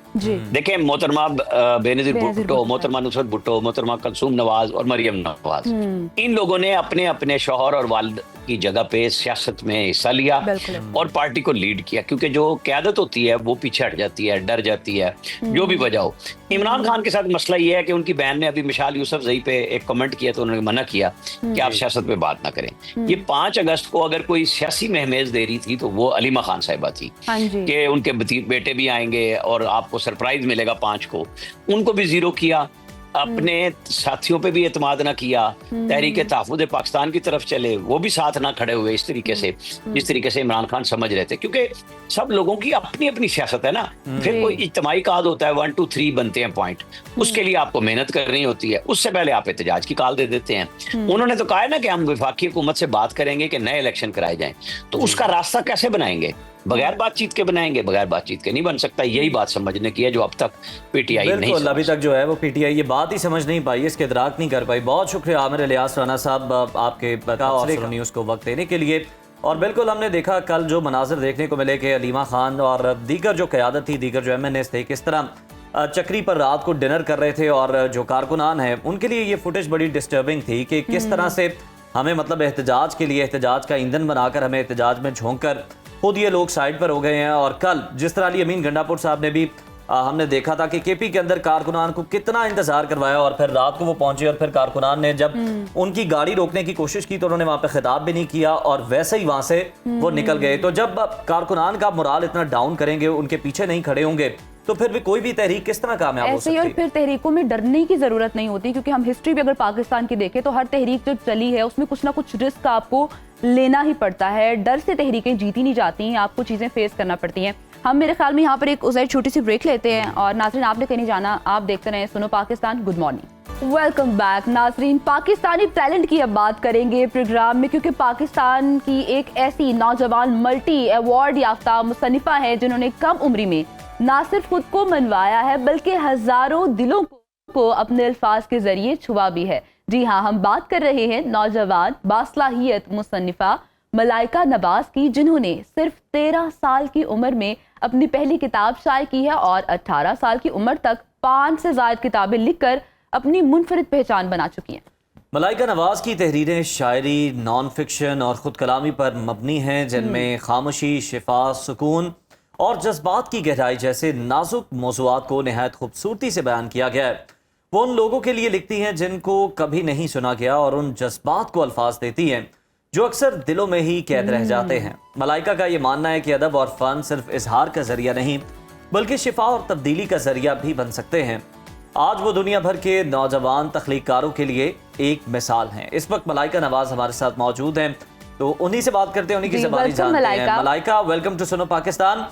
सिर्फ 13 साल की उम्र में अपनी पहली किताब शाया कर देना यकीनन एक गैर मामूली कारनामा है। इस सफ़र का आगाज किस तरह से हुआ? आपको किस तरह से शौक पैदा हुआ या किसी खास वाक़े ने आपको लिखने पर मजबूर किया, ये बताइए। बिल्कुल, मेरी राइटिंग का आगाज 13 साल की उम्र से हुआ, जब से मुझे शौक था लिखने का, तो मुझे पता चला कि मैं लिख सकती हूँ। कोई खास वाक़या नहीं था, लेकिन एक फीलिंग थी जो मेरे अंदर थी कि मैंने लिखना है, और जब कोई भी प्रॉब्लम होती, कोई भी मसला, तो फिर मैं लिखती थी उसके बारे में। और मुझे नहीं पता था कि मैं इसको किताबों की शक्ल दूंगी, जो कि अब 18 साल की उम्र में मैंने 10 किताबें शाया की हैं। जबरदस्त। तो ये वाकई में एक बहुत अच्छी फीलिंग है मेरे लिए। बहुत अच्छी फीलिंग है जी, हमारे लिए भी अच्छी है क्योंकि आप नाम रोशन कर रही हैं और इतनी छोटी सी उम्र में दूसरे लोगों के लिए भी इंस्पिरेशन है। मलाइका, हमें ये भी बताएं, आपकी जो तहरीरें हैं हम उनमें देख रहे हैं उनमें खामोशी, शिफा और जज्बात की गहराई से भरपूर होती हैं। तो इस एज में ऐसी फीलिंग्स का आ जाना, क्या आप समझती हैं, क्या वाकई कोई पहले से आप ऐसे जर्नल्स पढ़ी थी, नॉवेल्स पढ़ी थी, कहानियों ने आपको मुतासर किया या लोगों को देखते हुए ही आपने इंस्पिरेशन ली है? मुझे लगता है कि मैं अपनी एज से ज्यादा मैच्योर हूँ और उन मामलात को ज्यादा देखती हूँ जिसको लोग अक्सर इग्नोर कर देते हैं, ऐसे एक्सप्रेशन को जो लोग एक्सप्रेस नहीं कर पाते, ऐसे फीलिंग्स को, खामोशी को और इस तरह की चीजें। तो इसके ऊपर मैंने बहुत सारी किताबें लिखी हैं जिसमें ओल्ड एज होम है जो कि बहुत कम लोग इसके बारे में लिखते हैं, अब तक इसके ऊपर कोई बुक नहीं बनी। इसके अलावा ब्रोकन बॉन्ड्स जिसमें हम जो है वो जनरेशन, फैमिली जनरेशन के बारे में है। इसी तरह काफी किताबें हैं जिसमें मैं इमोशंस के बारे में लिखती हूँ जो लोग एक्सप्रेस नहीं करते और ये मुझे शौक है इस चीज का बहुत ज्यादा। अच्छा मलाइका, आप ये बताएं कि आपने कहा मैं अपनी उम्र से बड़ी हूँ, मतलब उम्र से ज़्यादा बंदा मैच्योर किस तरह से हो सकता है? और मैं देख रहा हूँ कि जिन मौज़ूआत को, जिन टॉपिक्स को आपने सिलेक्ट किया है वो ज़्यादातर बड़े लिखारियों के लिखने का काम है, यानी उनके दायरा कार में आते हैं। एक कम उम्र मुसन्निफ़ा होने के नाते आपको कितना यकीन था कि आप इस उम्र में अगर इस तरह की बड़ी बात करेंगी तो लोग उसको समझ भी पाएंगे, उसको रिलेट भी कर पाएंगे? मुझे पहले बहुत ज्यादा सेल्फ डाउट थे इसके बारे में कि लोग मेरी राइटिंग को पसंद करेंगे या नहीं करेंगे। और मेरे लिए लिखाई जो है वो इबादत की तरह है, जो मुझे इसका बहुत ज्यादा शौक था। तो मुझे नहीं पता था कि मैं इन इमोशंस को इतना अच्छा एक्सप्रेस कर पाऊंगी जिस तरह जो लोग जो है वो पढ़ते हैं मेरी किताब तो वो इसे बहुत ज्यादा पसंद करते हैं। जैसे हम कोई किताब पब्लिश करते हैं तो उससे पहले उसके ARC रीडर्स होते हैं, जो कि एडवांस रीडर को भी हम लोग सेंड करते हैं रीडर्स को। तो जब वो सब मेरी किताब को पढ़ा उन सब ने, तो उन्होंने मुझे बहुत अच्छी रेटिंग दी इसके बारे में। तो फिर मुझे लगा कि शायद मेरी उम्र के लिहाज से वो लोग इस चीज को ज्यादा प्रेफर करते हैं जो मैं लिखती हूँ, जो मेरे अल्फाज हैं, तो मुझे खुशी होती है। ज़बरदस्त ज़बरदस्त। अच्छा मलाइका, हमें ये भी ज़रा बताएं कि आपके नज़दीक लिखना जो है वो सिर्फ इजहार का एक जरिया है या वाकई शिफा भी उसमें शामिल है और अंदरूनी सुकून का भी एक अमल है? क्योंकि हम वैसे भी सुनते हैं कि जर्नलिंग करते रहना चाहिए, आप दिन का जब आपका इख्तिताम होता है तो आप अपना दिन कैसा है इसका अहवाल डायरी में लिखें, ये भी कहा जाता है। तो लिखने से आपको कितना सुकून मिलता है, कितनी शिफा मिलती है? बिल्कुल, मुझे बहुत ज्यादा सुकून मिलता है लिखने में। मेरे लिए तो तकरीबन अपनी थकावट उतारना ही पेज के ऊपर जो है वो लिखना है मेरे लिए। और यकीनन जो लोग मेरी किताब पढ़ते हैं वो लोग भी इससे शिफा हासिल करते हैं। और मैं जब 13 साल की थी, जब मैंने लिखना शुरू किया था, तो फिर मैं अपने पूरे दिन का अहवाल भी अपनी डायरी पर लिखती थी। मेरे पास बहुत छोटी छोटी डायरियाँ जो है वो बहुत ज्यादा डायरियाँ पढ़ी हुई हैं जिसमें मैं लिखती थी। तो मुझे नहीं पता था तब कि मैं कोई किताब पब्लिश करूंगी, जो कि मैंने अब की और मुझे अपने ऊपर फख्र है। बिल्कुल, आपको फख्र होना भी चाहिए मलाइका। आपकी किताबें मुख्तलिफ असनाफ में हैं, जैसे शायरी हो गई, नॉन फिक्शन, खुद कलामी है। आपको किस सिन्फ में सबसे ज्यादा खुद को बयान करने का मौका मिला? मुझे शायरी में ज्यादा खुद को बयान करने का मौका मिला, इससे में खुद कलामी भी शामिल है। मैंने इसमें कैसे मौज़ूआत के बारे में लिखा जो लोग एक्सप्रेस नहीं करते, जो छुपे रह जाते हैं, क्योंकि जो एक्सप्रेशन हम लोग एक्सप्रेस करते हैं वो सब लोग देखते हैं। हम ना बाज़ औक़ात वैलिडेशन को बाहर से ढूंढ रहे होता है, लेकिन सेल्फ डाउट्स को खुद कंट्रोल करके रखना होता है जी, और अपने ऊपर इस तरह का कॉन्फिडेंस होना बहुत जरूरी है। क्योंकि कहते हैं अपने अंदर अगर आप एक हीरो को या हीरोइन को देखते हैं ना, तभी समाज भी मानेगा कि आप कुछ कर सकते हैं उस फील्ड में। बिल्कुल, अगर आप बहुत ज्यादा डाउट्स पाल लेंगे ना कि लोग क्या कहेंगे, ऐसे क्या होगा, पता नहीं पसंद करेंगे या नहीं करेंगे, तो फिर अब बड़ा मसला हो जाएगा, फिर आप आगे नहीं बढ़ पाएंगे। मलाइका, एक नौजवान पाकिस्तानी लिखारी, आप दुनिया भर के नौजवान तख्लीककारों को क्या मैसेज देना चाहती हैं, पाकिस्तान के अंदर भी और बाहर? मैं यही पैगाम दूंगी कि आप लोग अपने एक्सप्रेशन को शो करें। अगर बोल के कर सकते हैं बोल के करें, बोल के नहीं कर सकते तो लिख के करें, अगर लिख के भी नहीं कर सकते तो किसी भी आर्ट की फॉर्म में करें, किसी म्यूजिक की फॉर्म में करें, पेंटिंग की फॉर्म में करें, जिस चीज में आपको जिसका भी आपको शौक है। आपने अपने आप को ठीक है मलाइका, आखिर में हमें ये भी बता दें आपके फ्यूचर में हम मलाइका को किधर देख रहे हैं? मेरा ख्याल मतलब मैं काम कर रही हूँ अपनी नई किताब के ऊपर, और इसके अलावा मैं कम्युनिटी क्रिएट करना चाह रही हूँ डिफरेंट राइटर्स की, रीडर्स की, और अपनी बुक को एक्सपेंड करना चाह रही हूँ दुनिया में। मलाइका, आप तो लिखती हैं, आपको ये जानकर बड़ी हैरत होगी कि हमारी इस वक्त जो को एंकर है फातिमा, ये भी लिखती हैं। आपको पता है इस बारे में? नहीं, मुझे नहीं। ये सिर्फ फेसबुक पे लिखती है इसलिए नहीं आपको पता। बहुत शुक्रिया मलाइका नवाज, आप हमें बता रही थी कि आपने किस तरह इतनी छोटी उम्र में इतने बड़े कारनामे जो है वो सर अंजाम दिए हैं, इतनी ज्यादा आपने बुक्स लिखी हैं, पसंद करते हैं, आपका कलाम भी है। इंग्लिश शायरी में है वो, और जनाब लोग जो है उसको भी पसंद करते हैं, इंटरनेशनली जो है रिकॉग्नाइज किया जाता है। कहा है कि शायद इनको इंग्लिश समझ नहीं आएगी, लेकिन मलाइका नेक्स्ट टाइम आपने जब आना है आपने हमें इंग्लिश में जो जरूर हमारी ऑडियंस सुनना चाहती है, हर किस्म की ऑडियंस है हमारे पास। एक और खबर है जो कि हम अपने नाजरीन को देते हैं, बहुत जरूरी है। जाकिर नाइक साहब की हम बात करना चाहेंगे तो जनाब ज़हन में फौरन एक बहुत संजीदा इल्मी दीनी शख्सियत का, कदावर शख्सियत का तस्वुर आता है, मगर इन दिनों वो एक बिल्कुल मुख्तलिफ अंदाज पे सामने आए हैं। ऐसा अंदाज जिसने उनके चाहने वालों को हैरत में डाल दिया है।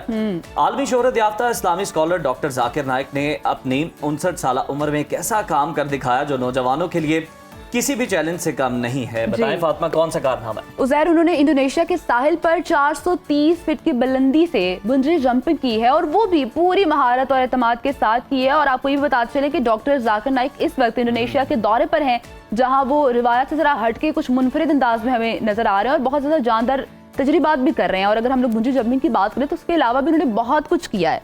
वहाँ क्लिफ जंपिंग है, वाटर स्लाइडिंग जैसी एक्सट्रीम सरगर्मियों में उन्होंने हिस्सा लिया है और इन लम्हात को अपने सोशल मीडिया अकाउंट्स पर मदाहों के साथ शेयर भी किया है। दिलचस्प बात यह कि ये कोई पहली दफा नहीं है, बल्कि गुज़श्ता साल भी डॉक्टर साहब ने युगांडा के सफर के दौरान 165 फीट की बुलंदी से बंजी जंपिंग की थी। और डॉक्टर जाकिर नाइक का ये जुर्रतमंदाना कदम सिर्फ एडवेंचर ही नहीं बल्कि एक पॉजिटिव मैसेज और महज एक आदत है। असल चीज जज्बा, एतमाद और नई चीजों को आजमाने का हौसला है। और लोग ये समझ रहे होते हैं ना कि इतनी बड़ी इल्मी दीनी शख्सियत है, हाँ, इस तरह का काम नहीं कर सकते। हाँ। तो ये टैबू जो है ना डॉक्टर साहब ने तोड़ा, इस बात को कितना एंजॉय किया हमने उनको देख के भी। और ज़ाहिर आपके लिए भी पैगाम है कि आप इतने अरसे से जो सारे पैगाम मेरे लिए हैं, मैंने पहले ही समझ लिया। जितने भी पैगाम है ना, एंजॉय कर सकते हैं, उनमें से जो अच्छी चीज है वो मैं पहले ही चुन लेता हूँ। आप चाहे निशानदेही करें ना करें, लेकिन जनाब ये बिल्कुल बड़ी अच्छी चीज है, बड़ी पॉजिटिव चीज है। और आप उम्र जो है ना इसके बारे में सोचना छोड़ दें कि अब ये उम्र हो गई है, इस उम्र में ये सेब नहीं देता या हम कर नहीं पाएंगे।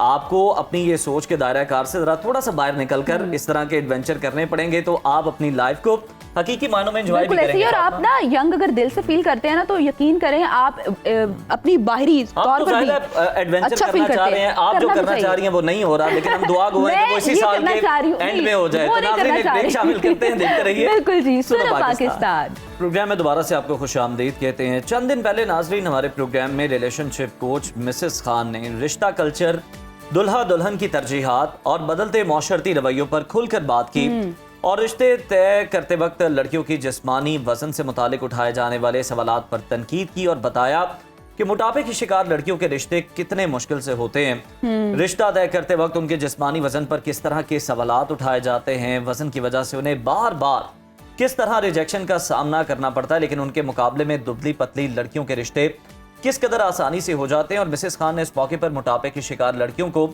इसके नुकसानात से भी आगाह किया और उन्हें स्मार्ट होने के कुछ मशवरे भी दिए। ऐसा ही। और मिसेस खान की ये गुफ्तगू आजकल मेन स्ट्रीम मीडिया पर और सोशल मीडिया पर तेजी से वायरल भी हो रही है। इस पर तबसरे भी किए जा रहे हैं, तजज़िये भी दिए जा रहे हैं, लफ्ज़ी जंग का माहौल बना दिया गया है। जबकि माशरे का ये एक तल्ख चेहरा था जिसे दिखाने पर कुछ लोग मिसेस खान के नुक्ता नज़र की हिमायत करते नजर आते हैं, तो कुछ लोग उसकी मुखालफत में भी सामने आते हुए दिखा रहे हैं और क्रिटिसाइज भी किया जा रहा है। हालांकि मैसेज को नहीं समझा जा रहा जो उनकी जानिब से दिया गया। बिल्कुल जी। और मिसेस खान की इस गुफ्तगू के पीछे मकासद क्या थे और वो इस पर अवामी रद्द-ए-अमल को कैसे देखती हैं, तो इस वक्त वो हमारे साथ मौजूद हैं। वेलकम टू सुनो पाकिस्तान। मिसेस खान, ये बताइएगा कि मोटी जिसामत वाली लड़कियों से मुतालिक हालिया जो आपका बयान था, जो कि आपने हमारे शो में डिस्कशन की थी, उस पर बड़ा रद्द-ए-अमल सामने आ रहा है। आपने भी उसको यकीनन देखा भी होगा, पढ़ा भी होगा। आप इस अवामी रद्द-ए-अमल पर क्या कहेंगे? देखें, मैं अल्लाह ना करे मैं किसी की बच्ची को क्रिटिसाइज़ करने वाली कौन होती हूँ। मैं नहीं चाहती कि मैं किसी को क्रिटिसाइज़ करूँ या फिंगर आउट करूँ। मेरा मकसद सिर्फ ये था कि बेटा अगर आप लोग बहुत ज़्यादा मोटी वोटी हैं तो अपना ख्याल कर लो। सिर्फ ये कि ज़रा वॉक कर लो, बाहर सिर्फ जंक फूड ना मंगाओ। फौरन फ़ोन किया, आधे घंटे में आ गया सारा जंक फूड। आजकल तो यही बच्चे कर रहे हैं, उसने वो मंगा लिया, इसने ये मंगा लिया। सब तो जॉब कर रहे हैं, अपनी अपनी मर्जी का खाना खा रहे हैं। सब लोग टेबल पर एक हेल्दी घर का फूड बना हुआ साफ सुथरा नहीं खा रहे। आपने कभी उनके फ्रीजर्स देखे हैं? कभी देखें कितने गंदे वो फूड होते हैं। वैसे ही खून जमा होता है और वैसे ही उसमें टिक्के सेक रहे होते हैं।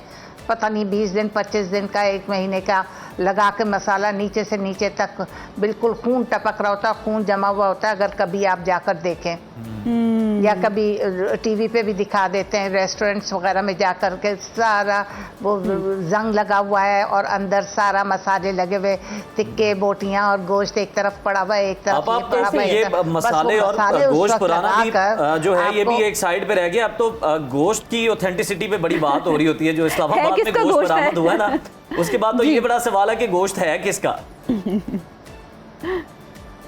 हाँ, ये भी आप सब बहुत बड़ा सवाल है कि गोश्त है किसका। इतना महंगा खा रहे हैं तो खा गोश्त क्या है रहे कि हैं? वो हम कौन सा गोश्त खा रहे हैं।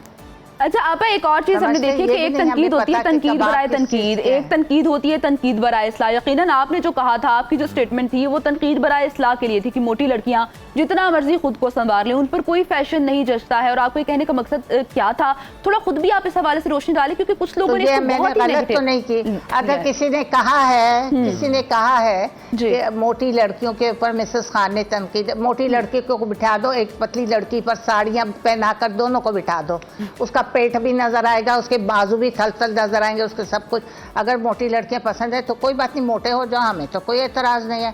एक दुबली पतली पर लड़की पर क्या स्टाइल लगेगा साड़ी का। हम भी पहनते थे अपनी जवानी में, जब हम अपने दुबले पतले होते थे, एक्टिव होते थे। अब तो आई एम अबव 75। माशाल्लाह। मैं ख्याल अगर अभी भी मैं स्टाइलिशली साड़ी पहनूं तो उतनी बुरी ना लगूं जो मोटी लड़कियां लगती है। अब बेटा बुरा ना मानना।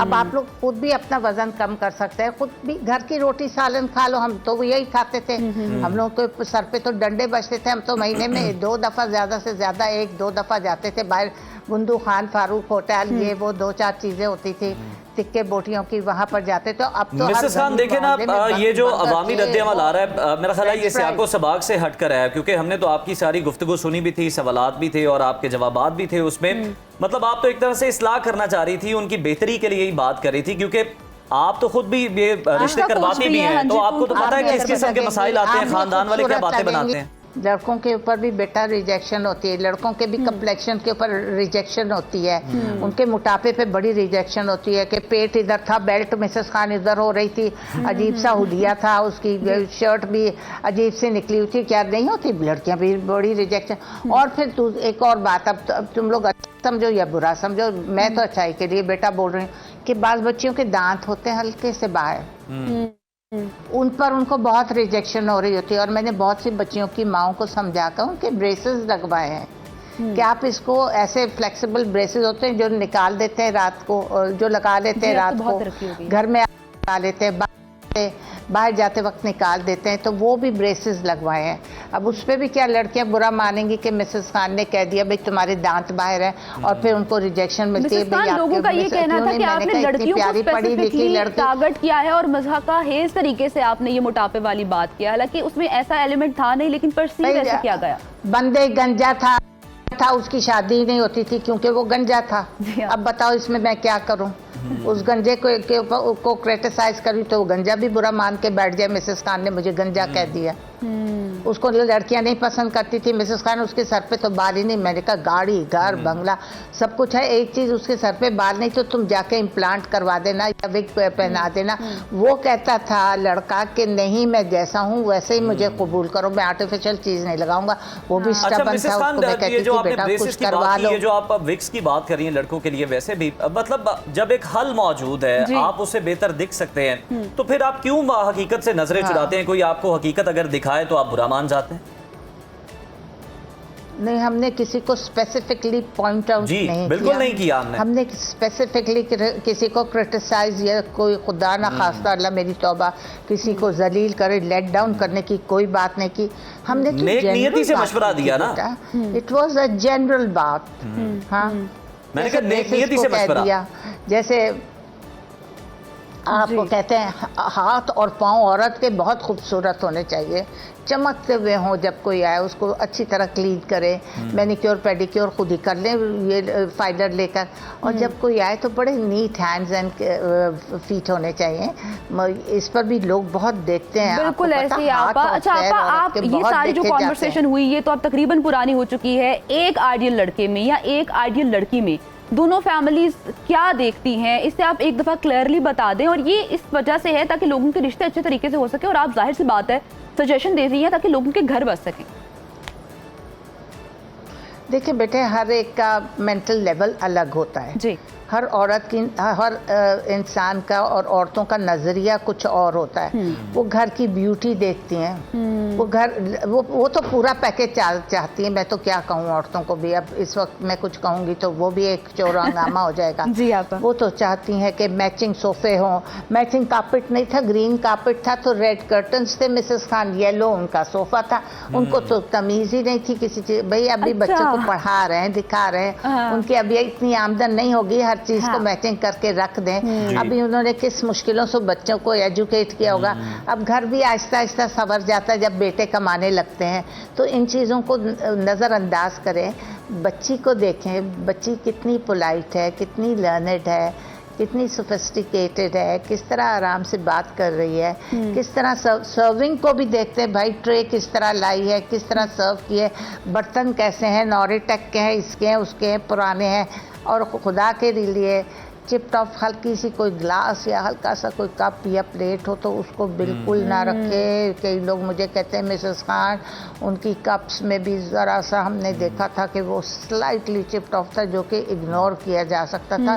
लेकिन औरतें जो इतनी तेज़ होती हैं, उनकी आंखें भी बड़ी तेज़ होती हैं, जो अपने साथ लेकर आ रही होती हैं जिन भूतों को, अब क्या कहूँ, जिनको वो तो देखो पहले वो किस तरह के, फिर दूसरों की इतनी छोटी चीज़ों को आप क्रिटिसाइज कीजिएगा तो दिस इज़ वेरी रॉन्ग। आपको ये पता होना चाहिए कि एक बाप कमाने वाला है, या अब बच्चे ज़रा कमाएंगे, अब वो पढ़ लिख कर हटे हैं, तो ज़रा थोड़ा सा सोच लेना चाहिए कि ये चीज़ें बदलती रहती हैं, आती जाती है। कल हमारे बच्चे के पास कोई और गाड़ी थी, आज कोई और है, किसी के पास कुछ भी नहीं था, अब देखो क्या बड़ी बड़ी गाड़ियों में फिर। तो ये साइकिल चेंज होता रहता है। बिल्कुल ऐसे ही। और आप ये तो कहा भी जाते हैं जब रिश्ता पक्का होता है और निकाह के बाद औरत के लकीरों का रिस्क होता है जो मर्द को मिलता है, तो मेरे ख्याल में किस्मत है। और मिसेस खान हमारे साथ मौजूद थी, इतनी अच्छी आपने गुफ्तगू की है, बहुत बहुत शुक्रिया आपके वक्त का। और ज़ाहिर अगेन वही बात है कि जितने भी हम लोग स्टैंडर्ड सेट कर दिए गए हैं खवातीन के लिए, मर्दों के लिए, दोनों को थोड़ी सी अंडरस्टैंडिंग को आगे बढ़ाना चाहिए। और लड़के के लिए डेफिनेटली ये देखा जाता है कि वो वेल सेटल्ड हो, क्योंकि फ्यूचर का दारोमदार सारा उसके सेटल होने पर होता है। लेकिन इस चीज पे ट्रस्ट भी रखना चाहिए। सोसाइटी की जानिब से बनाया गया है, लेकिन फातिमा आप देखें कि दोनों भी काम कर रहे होते हैं, मियां बीवी भी काम कर रहे होते हैं और सपोर्ट कर रहे होते हैं, मिलकर एक घराने को चला रहे होते हैं। क्योंकि आजकल के जो हालात हैं हम देखते हैं कि एक जो है ना वो कहते हैं कि पहले एक कमाता था तो सारा खा लेते थे, सारा अब सारे कमा रहे हैं, अब सारे कमा रहे हैं, सारे मसरूफ हैं। तो बड़ी नेक नियति से मिसेस खान ने जो था वो मशवरा दिया और आज उन्होंने ये बता भी दिया, वजाहत भी कर दी कि उनका मतलब किसी की तस्हीक करना नहीं था, किसी का मजाक उड़ाना नहीं था, बल्कि एक गुडविल में आपको एक एडवाइस करना ही था कि अगर आप ये काम कर लें, हाँ तनकीद बराए इस्लाह थी, आप ये कर लें तो आपके रिश्ते बआसानी हो जाए। खैर ये था हमारा आज का प्रोग्राम। नाज़रीन उम्मीद आपको पसंद आया होगा, अपने फीडबैक से हमें जरूर आगाह कीजिएगा। कल दोबारा आपसे मुलाकात होगी, तब तक के लिए अल्लाह हाफिज।